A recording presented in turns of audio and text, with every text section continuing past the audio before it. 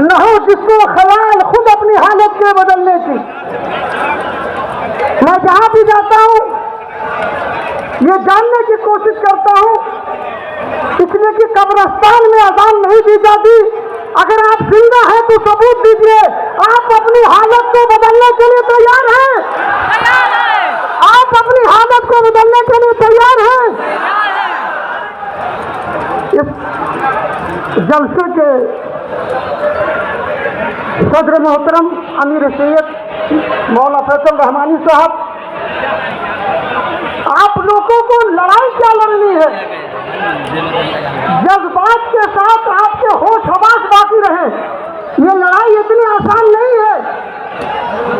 इस लड़ाई को, अरे भाई साहब पानी 2 मिनट बाद दे दीजिए, 2 मिनट बाद पानी दे दे।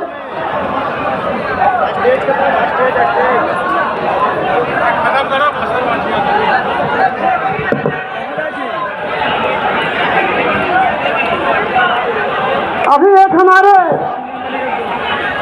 मोहतरम ये कह रहे थे, एक मुसलमान, आज जहां पर ही मुसलमानों के खिलाफ बोला जाता है वो पैसा लेके बोला जाता है। और अभी आपने 2 महीना पहले देखा था कि वो इमारत शरिया जो हिंदुस्तानी मुसलमानों की आन और शान है, उसके खिलाफ भी पैसा लेकर के सरकारी और दरबारी लोगों ने एक महाकाय किया। आपको उसके खिलाफ ही लड़ना होगा। लड़ेंगे? आपकी क़यादत अगर रात के 12 बजे कहे, अगर दोबारा ये तय करके जाइए कि अगर दोबारा वो सरकारी और दरबारी लोग इमारत शरिया के हाथों में देख ले तो उन्हें दौड़ा दौड़ा करके उनके घरों तक पहुंचाना होगा। इसकी एक तारीख है। लोग चार्ज कमेटी बना के बैठे हुए हैं, लेकिन चार्ज कोई देखता नहीं।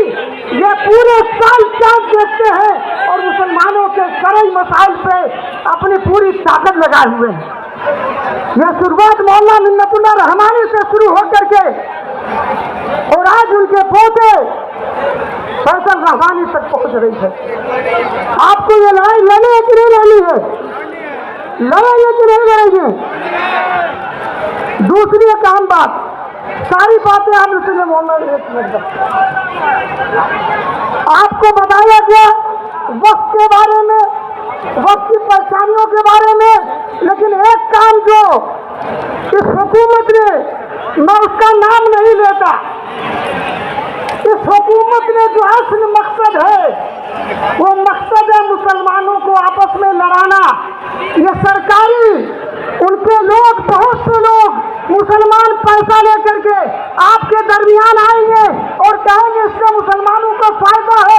वो मुसलमानों में पसमादा गैर पसमादा लड़ा करके, इससे पहले भी 1950 में कोशिश की थी कि मुसलमानों को कहा गया कि तुम वापस आ जाओ, तुम्हें रिजर्वेशन मिल जाएगा। मैं सलाम करता हूँ उन पसमादा मुसलमानों को, उन दलित मुसलमानों को कि उन्होंने थूक दिया, कहा इस्लाम नहीं छोड़ सकते, नौकरी छोड़ सकते। इसलिए ये लड़ाई बहुत अहम है। दूसरी अहम बात, आप अपनों को कमजोर मत समझें। इस मुल्क की 78 साल में जितनी हुकूमतें बनी हैं वो आपसे बनी है। एक डरा करके आपसे हुकूमत बना रहा है। किससे डराता है? किससे डराता है? ये बीजेपी वाला आपसे डराता है। और दूसरी जो हुकूमतें बनती हैं, एक डराकर दूसरे आपको मिलाकर इस मुल्क में मुसलमान अगर जिंदा है तो सिर्फ अल्लाह के फजल करम से जिंदा है, किसी हुकूमत, किसी उसकी मेहरबानी से नहीं जिंदा है। हम जिंदा थे, हम जिंदा हैं, हम जिंदा रहेंगे इंशाअल्लाह ताला। आखिरी बात करम, एक आखिरी बात बोलो, एक आखिरी बात जो है वो ये है कि ये झूठ बोला जा रहा है।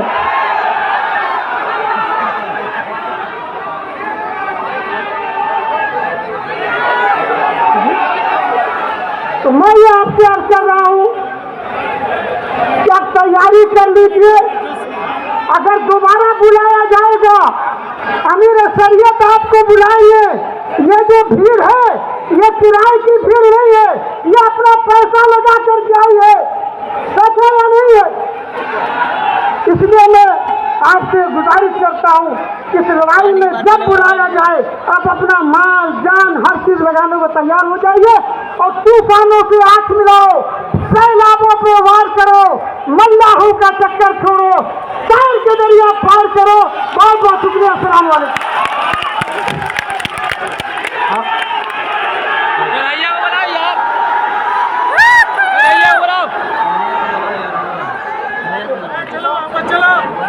बोला जैसे इमरान का प्रताप